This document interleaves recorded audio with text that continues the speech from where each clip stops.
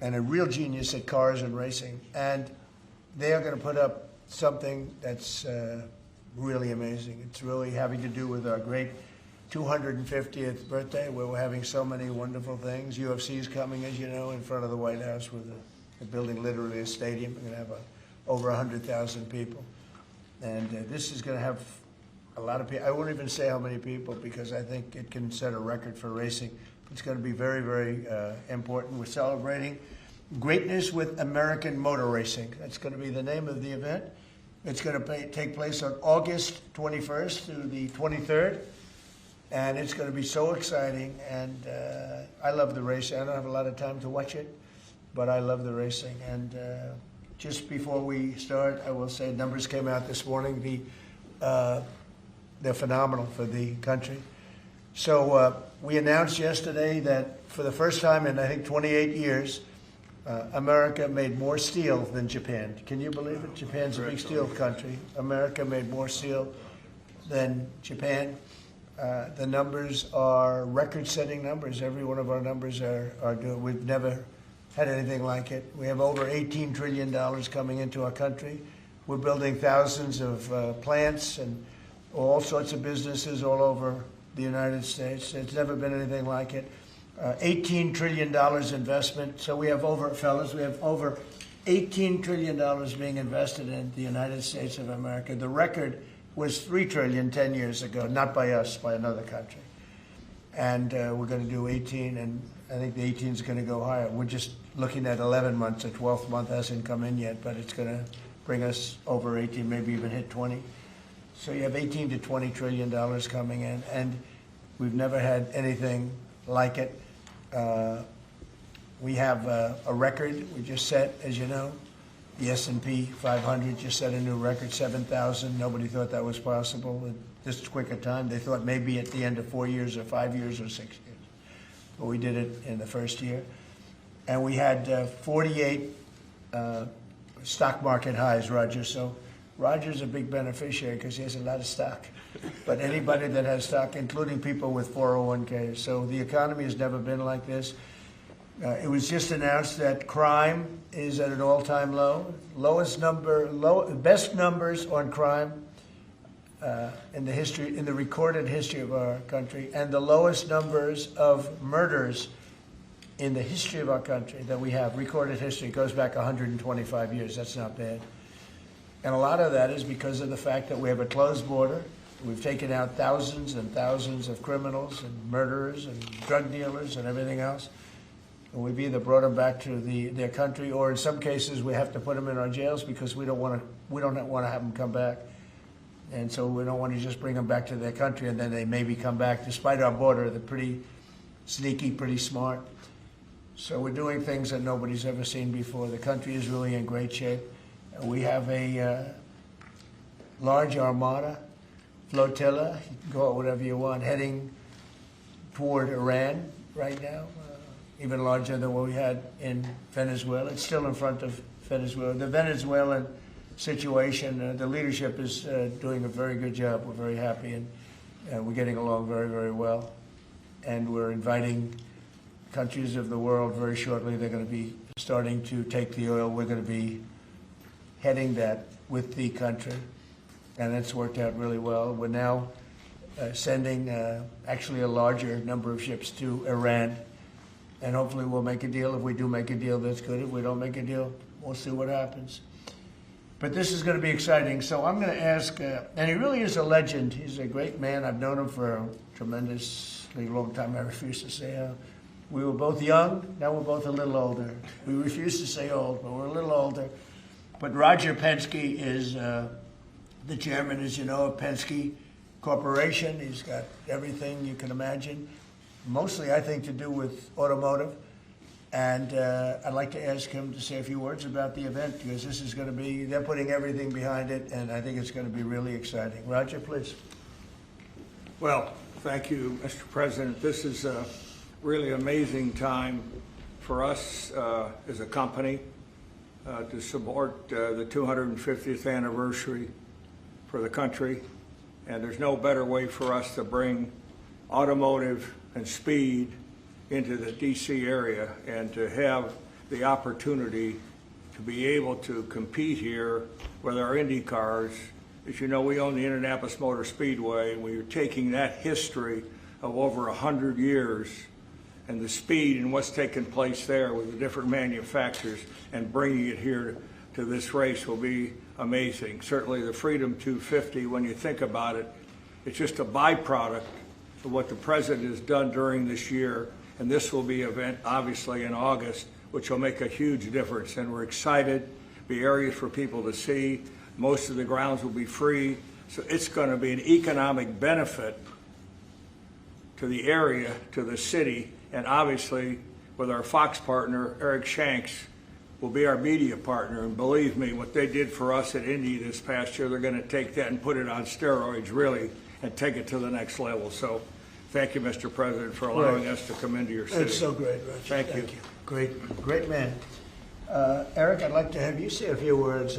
He's done a fantastic job at Fox, and he's really excited about this, and I know they're going to lay it on the line. Eric, please. Sure. Well, thank you, Mr. President, for having us here today.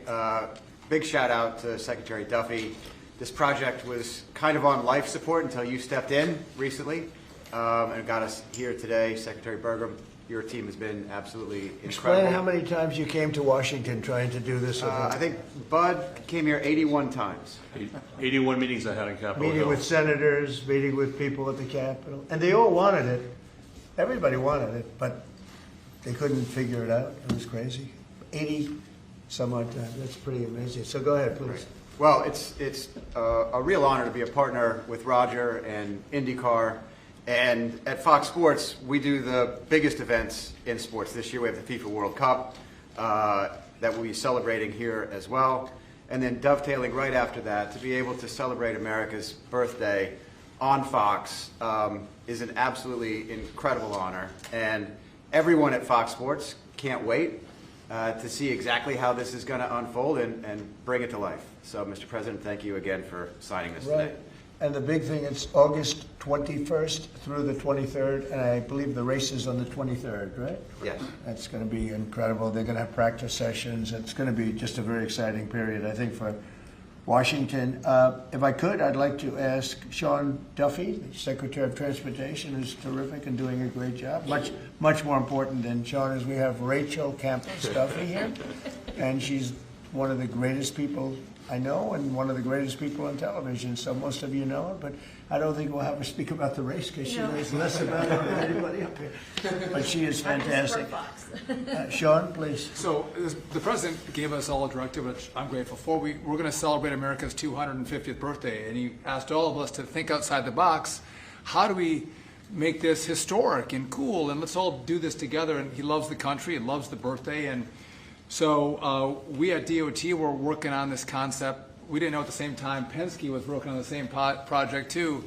And so we've come together, and Doug has been a wonderful partner. But to think 190 miles an hour down Pennsylvania Avenue, this is going to be wild. The last time we had a race in the capital city, Bud, was when? 1801, Thomas Jefferson with a horse race. A horse race in 1801, Mr. President. Now we're going to do a real race. That's so great. That's such a good. So listen, this doesn't happen. You know, we just don't come in and ask the president to sign. There's a lot of work that goes into this, as you can tell. Bud and my chief of staff Pete all had a lot of meetings on the Hill. We couldn't be more excited about this.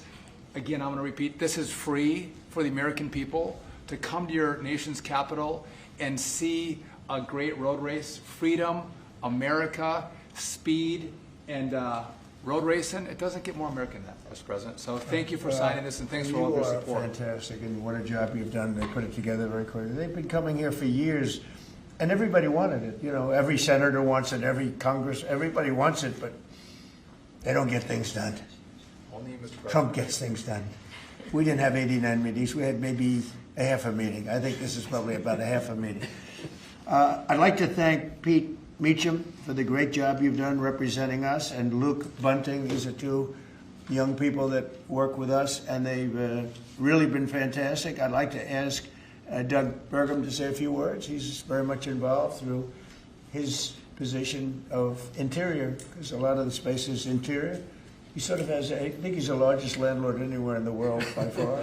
So Doug, could you say a few words, please? Yeah, absolutely. Thank you, Mr. President. This birthday that's coming up, the 250th anniversary of America, Freedom 250, is the most monumental birthday maybe of any country ever in the history of the world. And President Trump, with his directive to celebrate this thing, we've got what's more American than race car driving? What's more monumental than the Indy 500 as an icon of what's going on in our country? And so merging the history and the tradition of our capital, Washington, D.C., with the speed and the innovation that goes on in the IndyCar series is incredible. And it's a great metaphor because the speeds we're talking about is the speed of President Trump. I want to reiterate, there weren't 81 meetings with the Trump administration. I think it was, they called President Trump. He got Sean and I going, and that was like from Saturday till now, we have a race. 1 week. 1 week we have a race as opposed to like 4 months of talking. So I think there's also a metaphor here about President Trump, who's an incredible sportsman. He's an athlete himself, but he loves sports. And so whether it's soccer, UFC, the football draft, NFL football draft coming, IndyCar, and all the teams that he hosts here. I mean, to any American who loves sports, you ought to love this president because he's bringing professional sports to our capital. And again, August 21st to 23rd, you talk about the economic impact. By the time all these reporters get done telling the story, there's not going to be a hotel room available in this city on that weekend because everybody's going to want to be here. Right. People that maybe have wanted to see an IndyCar race their whole life are now going to have an opportunity to come to their capital, celebrate 250, and see an IndyCar race for free. And they're going to be able to see it on the National Mall. And wherever you put down your lawn chair and watch this race for free, you're going to be staring at the Washington Monument, the Lincoln Memorial, the Jefferson Memorial. And I'm sure there's going to be fireworks this weekend, too. I'm sure of that. And if you need a permit, you can get one from Interior. So anyway, it's absolutely incredible. And congratulations to Sean, the Penske organization, Fox Sports, everybody for putting together. This is going to be a great celebration for America. Thank you very much. And you're doing a fantastic job. Could I just ask Bud Danker, who's the president of Penske Corporation, to say a few words, please? Well, thank you, Mr. President. You know, Eric Shanks and I from Fox had this dream, and just last July, and could it ever be possible to bring a race to our nation's capital to celebrate our country's history? And everybody said there's no way. It's impossible. How do you put a race on at 190 miles an hour in a city like Washington, D.C.? I came here, I walked this area for a while, I found a racetrack on the Capitol grounds, up against a lot of meetings and couldn't get the kind of support we need. So within a week, Secretary Duffy and we put this together with the president, didn't we? And now we have a race here on our city property, on the national properties that is going to celebrate America. The word free shouldn't be overridden because we are going to have a free event here. People come out and celebrate our country's history. I also want to thank Mayor Bowser. She has been a great partner in this process as well too. So I know, Mr. President, she's a great supporter of what you've done here in the city as well, too, and we thank her for this. But we're going to have an amazing event. We're going to make everybody in this country proud. We want everybody to come out for free and enjoy this and celebrate our country the way it should be here in the nation's capital. Thank you, Mr. President. And I said pick the best site. It's very important. Pick the best site. Don't go for second or third because there are a lot of different routes. I said pick, even if it's more difficult to get approved. Pick the absolute best site. And they were actually looking at another site, and when I said that, they said, well, the best site is this site, the site we're doing. I said, let's take a look at it, and we think it's the best site too. It's actually better than the original site they were looking at, but if we're going to do it, we want to do it right. So this is going to be something in terms of the road width, the crowds, and everything else that we can all, the best site, one of the best sites I've ever seen, actually, and it'll be beautiful. So I'm going to sign this, and if you have any questions on this subject, that'd be great. We just named a new Fed chairman today. You know that? He's a central casting. He's like Roger Penske, central casting. You know him, Roger? Very good guy.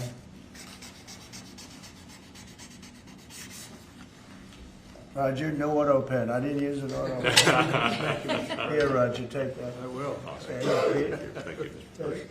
Oh, that's great. Here you go, my man. I don't want to sign each letter. You know, they sign each letter. They hand pens. I used to watch these presidents. One letter. You got to see what it looks like at the end. Never looks too good. Here, Rachel, take that. That's for your team. Thank you. Congratulations. This is really exciting. Thank you.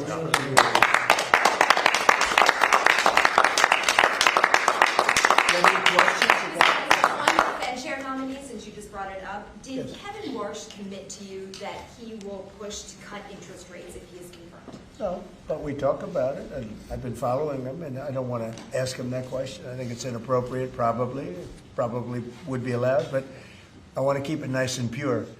But he certainly wants to cut rates. I've been watching him for a long time. Senator Thomas, did you have any concerns about his hawkish history of pushing for rate hikes? He's going to want to do the same thing. I think that, yeah, I've had times when I think you've had to really have rate hikes too. But he's very smart, very good, strong, young, pretty young, and I think he's going to do a good. I mean, he was the central casting guy that people wanted. Kevin was great. I tell you what, I met numerous people. Every one of them were fantastic, really fantastic. I wanted to keep Kevin here, and I thought that I called Kevin 1, Kevin 2, and we have. I said it's going to be a Kevin, but you know, Kevin really has been fantastic at the White House. You all know him. You know him very well, and so we have Kevin W. Are you concerned, Mr. President, about the confirmation hearings? We've heard No. Senator Tillis. No. You think with the DOJ investigation that's going on? This is in the whole country. I would say that this was the, you know, perfect candidate. This was not a surprise or anything. This was the man that's most qualified. Top student, best schools, everything was like perfect. Youngest person ever to serve on the Fed. Got the whole package. Looks don't mean anything, but he's got the look, right? Roger, looks don't mean anything, but if they have the look, it's okay. But he's got the whole package, and I think he's going to do a great job, and he loves the country. Mr. President, why don't you Yeah, wait. Will you speak to Please, in the back, yes. Are you giving Iran any kind of deadline to make a deal before potentially taking Only military they action? know for sure. Have you communicated that to them Yeah, directly? I have. Mr. President, do you have a timeline for when you're going to pull back potentially the federal presence there? No, we'll see how it all works out. You know, they have to float someplace. They might as well float near Iran. But it's a rough situation going on. So I stopped 837 people, as you know, last week from being hung. They were going to hang 830. It was all set. And I mean, I'm looking at the people behind me. They say, "What kind of racing's a lot nicer than that?" They were going to hang 837 people, and I told them, if you do it, you're going to pay a price like nobody's ever paid before. They pulled back. I appreciated that. But a lot of people are being killed, so we'll see what happens. I can say this, they do want to make a deal. Mr. President, Virginia, actually, Virginia flipped the governors, and now they're looking at 50 proposals to increase taxes. What do you think about that?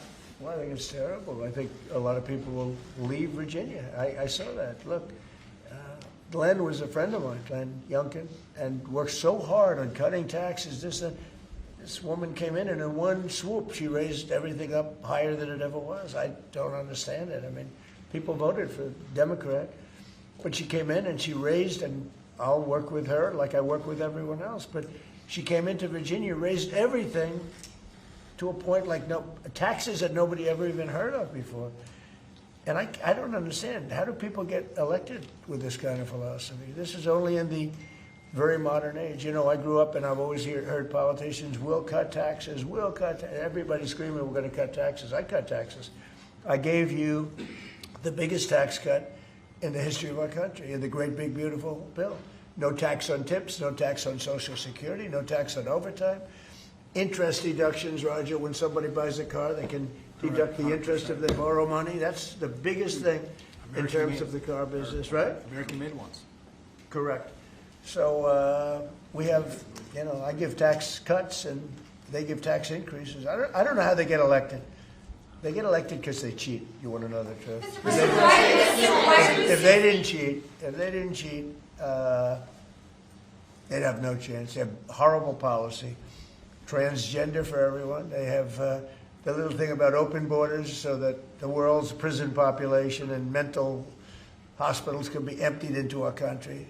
It's just a crazy, men playing in women's sports. Roger, are you a fan of men playing in women's sports? Only as a bettor. You'd like to bet. You're not a big fan, I don't think so. I don't want to get him in trouble, but I think he joins in 99% of, they say it's an 80-20 issue. I think it's maybe 99. It's 99-1. Mr. President, why are you saying this administration and the the IRS? Why are you suing? Who are you with? I'm with ABC News. You're a loud person, very loud. Let somebody else have a chance. Can you answer the Wait a question? minute. Why are you ABC suing fake, IRS? ABC fake news. You're suing. Go ahead. I Can didn't you call answer? on you. Go ahead, please. Go ahead. Go ahead. Yeah. Do you think the upcoming ABC, talks, by the way, is truly one of the worst. Go do you ahead. think the upcoming talks between Russia and Ukraine stand a chance without Yeah. U.S. envoy Witkoff and Jared Kushner there? I think they stand a chance. We've been trying. I've ended 8 wars. All of them I thought were going to be maybe tougher than this one. But Zelensky and Putin hate each other, and it makes it very difficult. But I think we're getting very close to getting a settlement. Hundreds of thousands of people, mostly soldiers, have been killed. Last week they lost 29,000 people. Last month they lost 29,000 soldiers. Can you believe that, fellas? 29,000. You lose one race driver, and it's a big deal. 29,000 soldiers in 1 month. 27,000 the month before. I think that I think that we have a good chance of getting it settled. Yeah, ma'am. Please. Mr. President, on the Warsh nomination, what is your strategy for getting past the hold that Senator Tillis has on this process? He said he won't allow. Well, that's that kind of thinking is why he's no longer a senator. He's going to be out of office. It's too bad. I always liked Senator Tillis actually, but he did some things that were not smart. And whatever. I mean, if he doesn't approve, we'll just have to wait till somebody comes in that will approve it, right? So that's it. But I saw that. He wants to be an obstructionist, but we have a lot of obstructionists. I've had a lot, and we've created the best presidency maybe ever. Yeah. If Iran doesn't make a deal, is your plan to replicate there what you just did in Venezuela? I don't want to say that. I don't want to talk. I don't want to talk about anything having to do with what I'm doing militarily. But we have a tremendously powerful fleet there. We have the most powerful ships in the world. We have the most powerful military by far in the world. We showed that on numerous occasions. I rebuilt the military in my term. If I didn't do, I wouldn't, I think, be able to say that. But I rebuilt the military, the entire United States military in my first term. And now we're building it bigger, better, stronger than ever before. I'm adding to it. We're adding something called a battleship. You would find this interesting. The old-fashioned, beautiful battleships? And we're adding up to 25 of them. Each battleship is 100 times more powerful than the battleships of the 1940s, those big, powerful ones with the guns, because of what the ships carry. But we're going to build 10. And then we'll see how we like them, and we're going to go and do another 15 after that. It could be up to 25 battleships, 100 times more powerful. Can you imagine that? And it's peace through strength. We don't want to use them, but if we have to use them, we will. Mr. President, on the Fed, should the DOJ continue with its investigation into Jay Powell? That seems to be a sticking point for Senator Tillis. Well, he's got a building that, I build buildings, and I build them under budget, ahead of schedule. I build them, but they're within reason always. And this is a small little complex that's costing billions of dollars. Most expensive job per square foot ever built. And it's a little complex. It's a little Fed complex. I built the hotel on Pennsylvania Avenue, and I built it for around $200 million. And it's bigger than that. They're spending many times that amount to do a renovation of a building. I've heard numbers as high as $4 billion. $4 billion to build a building. I could have renovated that building and fixed it up, made it beautiful for $25 million. They're going to spend close to $4 billion on it. So it's either gross incompetence or it's theft. Somebody's making money, because you can't spend. It's more per square, and you have half a building there. You have the structure, you have the exterior skin that they're not changing much. They're building a building, and they're spending almost, I'm hearing numbers of between $3 and $4 billion. It's the most expensive structure ever built per square foot. So he's either incompetent, or he or somebody is a crook. And we'll find out. Mr. President, do you think on Minneapolis, Governor Tim Walz recently likened the conflict on the ground to Fort Sumter, sort of implying that this is the beginning of a civil war. Do you agree with that characterization? Do you feel like there's a civil war brewing in Minneapolis? Well, does he know what Fort Sumter was, or do you think somebody wrote it out for him? No, this is, I was elected on law and order. I was elected on a strong border. We had a border that allowed 25 million people to come in. Many were murderers. They murdered people. We had 11,888 murderers. We had prisons, including Venezuela, but Venezuela opened its prisons. So did the Congo. The Congo in Africa opened its prisons and dumped people into our country. Many countries did that. I would have done that if I were leading a country. I would have dumped the prisoners into our country. We had open borders. We had all these things. I was elected on law and order. I was elected on the economy. I was elected on a lot of reasons. Because when I took over, we inherited a mess. Prices were too high. Inflation was the highest it was in 48 years. I say ever, but the media always corrects me by saying it's only 48 years. I think 48 years almost sounds worse. But when I was elected to do a job. And one of the big things I was elected to do is law and order. We now have the lowest crime rate in the history of our country. We have the lowest murder rate in the history of our country. We have Washington, D.C., which was a dangerous place to walk, is now a totally safe city. You can walk with your husband or your wife. You can walk with your children right down the middle of the city. Nothing's going to happen. We did a great job. We had the National Guard. We have soldiers. We have people that nobody's going to mess with. And we've taken out. Remember, it's not just that. In Washington, we've removed over 2,000 criminals. And, you know, if you look at the numbers, a very small percentage of your population, 2%, 3% of your population causes 90% of the crime. So when you move a small, it's amazing how that works. But the criminals go over and over and over again. So 2 to 3% of your population can cause over 90% of your crime. So it's not that complex. We moved 2,000 people out of Washington. We brought them back to their countries where they came from. They came through open borders by Sleepy Joe Biden. And I will tell you, Washington is safe. If you look at New Orleans, as you know, we went there about 4 weeks ago. I was with the mayor of New Orleans last night. He was at the premiere, and she was at the premiere. She was great. I believe she's a Democrat. She came over. She thanked me so much. She said crime is down more than 50% in just a few weeks. And you couldn't even walk down the street in New Orleans. It's so bad. And now they let us in there, and she is thanking me so much, so profusely. She was great last night. I'd do that if I were a Democrat. I'd say call Trump in, let them do what they do. But we remove people, criminals, from the cities, and they become safe cities. If you look at Minnesota, Minneapolis, we have crime down there because we took out thousands of people, despite all the mess and everything else. But do these people really want to have rapists? Do they really want to have drug dealers and people from prisons and murderers? Do they really want to have them in the community? You know, it's really insurrectionists and agitators, and they're paid. And you can tell a lot of reasons. Number one, they're professionals, you know, with their mouth. But they're also, you look at the signs. The signs are all professionally made. They have signs that are gorgeous. In fact, I want to get the sign because I need a lot of signs for different things, and I want to find out whoever does their signs, they do a beautiful job. You know, everybody has this beautiful sign with brand new wood. It's like leather panels. They have a leather handle on the bottom.